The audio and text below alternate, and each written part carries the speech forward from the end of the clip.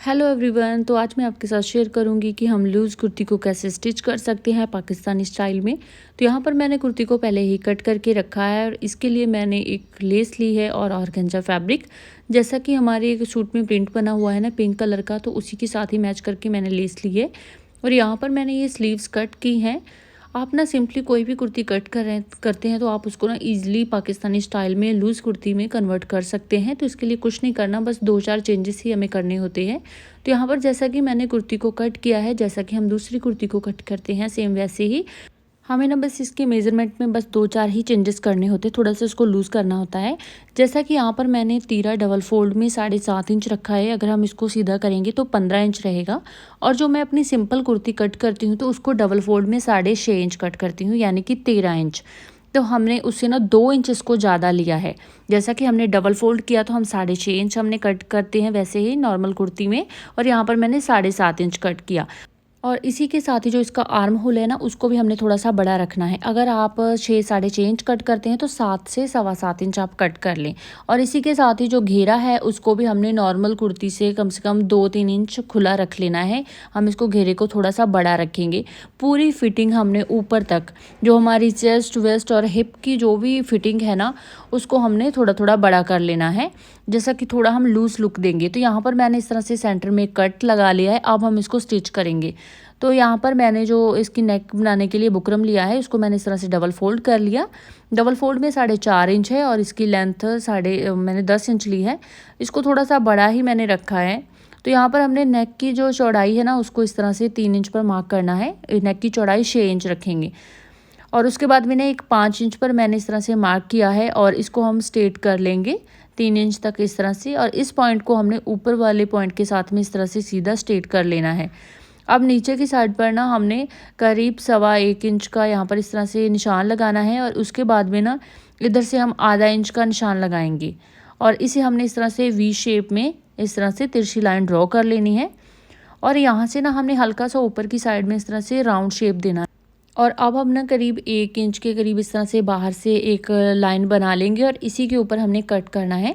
जो कि साइड का एक्स्ट्रा बुकरम होता है ना बाहर की साइड का, पहले हम उसकी कटिंग करेंगे और उसके बाद में जो हमने शेप दी है अपनी नेक को, उसको कट करेंगे। तो यहाँ पर जब हम लूज़ कुर्ती बनाते हैं ना, तो हम नेक को बहुत ही छोटा बनाते हैं, क्योंकि अगर हम नेक को थोड़ा सा डीप रखेंगे ना तो हमारे जो कंधे हैं वो वहाँ से हमारी कुर्ती गिरेगी। तो यहाँ पर मैंने नेक को बहुत ही छोटा बनाया है। तो अब हमने इसको इस तरह से एक्स्ट्रा फैब्रिक के ऊपर पेस्ट कर लिया। जो भी साइड से एक्स्ट्रा फैब्रिक है उसको कट कर लेंगे। और यहाँ पर ना हमने जो इसके कोने हैं इसके बीच में थोड़ा सा कट लगा लेना है, और इसको इस तरह से जो हमारा एक्स्ट्रा फैब्रिक है उसको बुकरम के ऊपर हमने ऐसे फोल्ड कर लेना है। चाहे तो आप ग्लू लगाकर इसको चिपका लें, नहीं तो इस तरह से कच्ची सिलाई लगा लें। तो यहाँ पर मैंने इस तरह से कच्ची सिलाई लगाकर इसको कंप्लीट कर लिया है। अब हमने जो सेंटर में कट बनाया हुआ है ना, जो हमारा तीरे का निशान था उसके सेंटर में, वैसे ही हमने नेक के सेंटर में भी एक कट बना लेना है। और इन दोनों कट को इस तरह से आपस में मैच करेंगे और इसके सेंटर में एक रफ सिलाई लगाएंगे, जिससे कि हमारा जो बुकरम वाला नेक है ना वो अच्छे से सेट हो जाए। और उसके बाद में ना जो हमारे नेक की शेप है, जिस डिज़ाइन में हमने इसको कट किया है, उसी के साथ साथ में ना हमने बुकरम के साथ में सिलाई को चला लेना है। तो यहाँ पर मैंने इस तरह से सिलाई को चला लिया है। अब हम साइड में ना थोड़ा सा एक्स्ट्रा फैब्रिक छोड़ेंगे, जो कि हमारा सिलाई का मार्जिन रहेगा। बिल्कुल सिलाई के साथ में हमने कटिंग नहीं करनी है, थोड़ा सा हम कपड़ा छोड़ेंगे करीब आधा इंच। यहाँ पर हमने इस तरह से नेक को कट कर लेना है बीच में से। अब इसके जो कॉर्नर है ना, वहाँ पर हम हल्के हल्के नॉचेस लगाएंगे, जिससे कि जो हमारी बुकरम वाली नेक है वो आसानी से ना रॉन्ग साइड में टर्न हो जाए और हमें इसे पलटने में कोई भी दिक्कत ना हो। तो इसे हमने इस तरह से रॉन्ग साइड में पलट लेना है और इसके ऊपर ना हम हल्की सी आयरन कर लेंगे, जिससे कि अच्छे से इसके ऊपर फिनिशिंग आ जाएगी। जब भी आप सिलाई करते हैं ना तो आयरन ज़रूर करा करें, इससे बहुत ही अच्छी फिनिशिंग आती है। तो अब हमने बैक नेक को कट करना है। यहाँ पर भी हमने सेम ही इस तरह से कुर्ती को सेंटर में से डबल फोल्ड करेंगे। जो आर्म होल वाली साइड है वहाँ से भी हमने कपड़े को एकदम से सेट कर लेना है। अब हमने जो फ्रंट नेक बनाया हुआ है ना, उसकी जो आर्म होल वाली साइड है फ्रंट पैनल की, उसको हम बैक पैनल के जो आर्म होल वाली साइड है वहाँ पर रखेंगे। और अंदर की साइड में ना हमने हल्का सा आधा इंच का अंदर की साइड में निशान लगाना है, जो हमारे सिलाई में जाएगा। और बैक नेक को हमने 3 इंच ही डीप रखना है, 2.5 से 3 इंच। ज़्यादा हम डीप नहीं रखेंगे, क्योंकि लूज़ कुर्ती में नेक है वो बहुत ही छोटा होता है। और अब हमने ना बैक नेक के ऊपर पट्टी लगानी है, तो इसलिए यहाँ पर मैंने ये फैब्रिक ले लिया है और जहाँ पर हमने जैसे जैसे कटिंग की है उसी के साथ साथ में हमने उस पट्टी को भी कट कर लेना है। तो यहाँ पर हमने इस तरह से बैक नेक की शेप में इस पट्टी को कट कर लिया है। अब हम साइड से ना इसको करीब 1 से 1.5 इंच बाहर की साइड में कट करेंगे, जो कि हमने फ़ोल्ड करना है। तो उसके लिए हमने इस तरह से 1 से 1.5 इंच चौड़ी पट्टी को रखना है। यहाँ पर ना हम औरे पट्टी का यूज़ नहीं करेंगे, इस तरह से हमने राउंड पट्टी ही कट की है। इससे बहुत ही अच्छी फिनिशिंग आएगी और आपकी कुर्ती ना एकदम से बुटीक स्टाइल में रेडी होगी। तो यहाँ पर हमने इस तरह से कुर्ती को सीधी साइड पर रखा है और जो हमने पट्टी कट की है ना उसकी भी सीधी साइड अंदर की तरफ की है, दोनों उल्टी साइड बाहर की तरफ करने के बाद में हमने इस तरह से इसको स्टिच कर लिया है। अब हमने जो पट्टी लगाई है ना उसके हम ऊपर टॉप स्टिच लगाएंगे, जिससे कि हमारी जो बैक नेक है उसमें बहुत ही अच्छे से फिनिशिंग आए और ये नीट एंड क्लीन बने। तो इस तरह से हमने इसके ऊपर टॉप स्टिच लगाने के बाद में ना इसको राउंड शेप में इस तरह से फोल्ड कर लिया है। तो यहाँ पर हमारी जो दोनों नेक है वो इस तरह से कंप्लीट हो गई है। अब हम शोल्डर को आपस में अटैच करेंगे। तो यहाँ पर हमने क्या करना है, इस तरह से जो हमारे बैक नेक और फ्रंट नेक की सिलाई है जहाँ पर हमने बुकरम और पट्टी को जोड़ा है उस सिलाई को इस तरह से आमने सामने रखेंगे और यहाँ पर हमने इस तरह से स्टिच कर लेना है। बुकरम और पट्टी को हम आगे की साइड में इस तरह से बढ़ा कर रखेंगे, इसको फोल्ड अभी नहीं करना है। इस तरह से आप देख सकते हैं कि मैं कैसे इसको स्टिच कर रही हूँ। इससे ना आपका कोई भी जो एक्स्ट्रा मार्जिन है जो हमारे बुकरम और बैक पट्टी का वो शो नहीं होगा, हाइड हो जाएगा। तो इस तरह से हम यहाँ पर शोल्डर को अटैच करेंगे। तो इस तरह से सिलाई लगाने के बाद में ना ये आप देख सकते हैं कि कितनी फिनिशिंग के साथ में हमारी फ्रंट और बैक नेक इस तरह से उल्टी साइड पर टर्न हो गई हैं। तो यहाँ पर हमने नेक को कंप्लीट कर लिया है। यहाँ पर हम इसके ऊपर बाद में तुरपाई करेंगे। तो अब हमने फिटिंग की सिलाई लगानी है, जो भी हमारा साइज़ है उससे हमने लूज़ रखना है। अगर आपकी जो चेस्ट है उसका साइज़ है 20 इंच तो आप यहाँ पर 22 से 23 इंच रखें। और सेम है ऐसे ही आपने कमर में भी कम से कम 2-3 इंच इसको लूज़ रखना है और हिप में भी आप ऐसा ही करेंगे।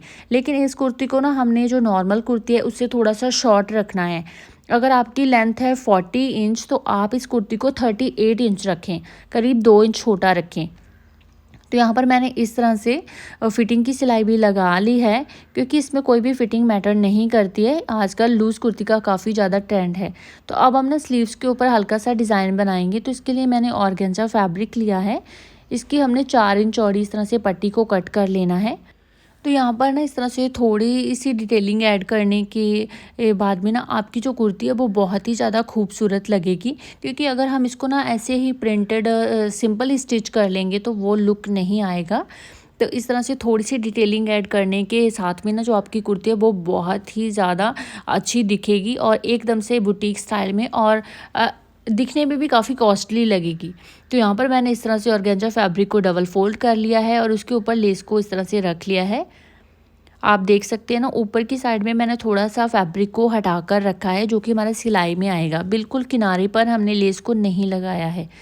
तो इस तरह से लेस को लगाने के बाद में हमने लेस वाली साइड को इस तरह से जो हमारी स्लीव्स है उसकी उल्टी साइड पर रखना है और ऊपर से हमने फोल्ड करके इस तरह से इस डिज़ाइन को स्लीव के बॉटम के साथ में अटैच कर लेना है।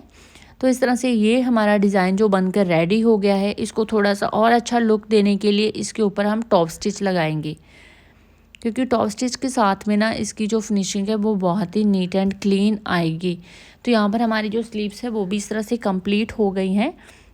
अब हमने ना सिलाई के लिए थोड़ा सा इस तरह से कपड़ा छोड़ते हुए ना इस तरह से स्लीव्स के ऊपर मार्क कर लेना है और जो हमारा आर्म होल है उसको भी हमने इस तरह से, जैसा कि जो हमारी कुर्ती है इसकी फ्रंट साइड हमने ली है और जो हमारी स्लीव्स है उसकी भी हमने वो वाली साइड ली है जिसमें हमने थोड़ी सी गहरी कटाई डाली है।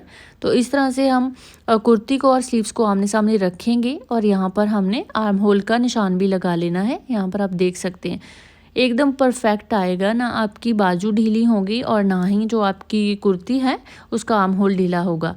तो यहाँ पर हमने इस तरह से स्लीव्स की सिलाई भी लगा ली है। सेम इसी तरह से ही हमने दूसरी स्लीव को भी स्टिच कर लेना है। अब हम स्लीव को सीधा करेंगे और इसे हमने आर्म होल वाली साइड से इस तरह से कुर्ती के अंदर डालना है इस तरह से।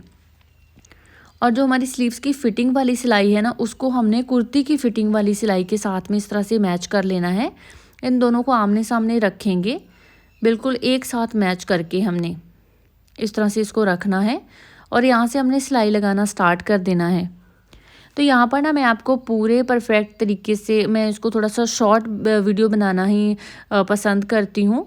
आई होप कि आपको इतने वीडियो में ही अच्छे से समझ आ गया होगा, क्योंकि अगर आप हल्की फुल्की सिलाई कर लेते हैं तो आपको इतना तो पता ही होगा। और अगर आप बिगनर हैं ना तो प्लीज़ आप मुझे कमेंट कर देना, मैं इसके ऊपर एक डिटेल वीडियो भी बना दूंगी।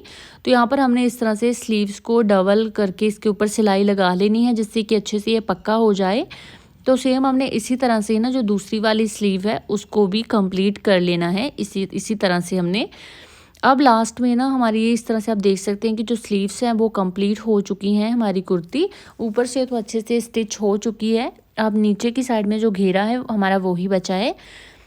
तो यहाँ पर ना हमने इस तरह से स्लीव्स को कंप्लीट कर लिया। अब जैसा हमने डिज़ाइन अपनी स्लीव्स के ऊपर बनाया है ना ऑर्गेन्जा फैब्रिक और लेस के साथ में, हम सेम ही वैसा डिज़ाइन अपने घेरे के ऊपर बनाएंगे। तो यहाँ पर आप देख सकते हैं इस तरह से। अब हमने सेम वैसे ही डिज़ाइन को घेरे के ऊपर भी बनाकर कुर्ती को कंप्लीट करना है। तो इसके लिए भी मैंने सेम ही 4 इंच जो चौड़ी ऑर्गेन्जा की पट्टी को कट किया है और उसको हमने इस तरह से डबल फोल्ड करके इसके ऊपर लेस को लगा लेना है इस तरह से। और उसके बाद में हमने कुर्ती को सीधी साइड से रखना है और उसके ऊपर जो ऑर्गेन्जा फैब्रिक है उसकी सीधी साइड को हम नीचे की तरफ रखेंगे और फैब्रिक को फोल्ड करके इसके ऊपर सिलाई लगा लेंगे, जिससे कि कोई भी एक्स्ट्रा धागे ना निकले और हमें ओवरलॉक करने की भी ज़रूरत ना पड़े। तो इस तरह से हमने ना फ्रंट और बैक दोनों का जो घेरा है ना उसको इस तरह से बना लिया है। अब लास्ट में हमारा काम बचा है चाक को फोल्ड करने का। तो जैसा हम सिंपल कुर्ती में फ़ोल्ड करते हैं हमने उसी तरह से ही उतना सा ही फैब्रिक लेकर इसको फ़ोल्ड कर लेना है। और इसी के साथ ही ना हमारी जो कुर्ती है वो कंप्लीट हो गई है। आई होप कि आपको इतने के वीडियो में ही सब कुछ समझ आ गया होगा। अगर आपको वीडियो अच्छा लगा तो वीडियो को लाइक शेयर कर देना और अगर आप मेरे चैनल पर नए हैं तो प्लीज़ चैनल को सब्सक्राइब ज़रूर कर लेना। मिलते हैं नेक्स्ट वीडियो में। Thanks for watching. Bye bye.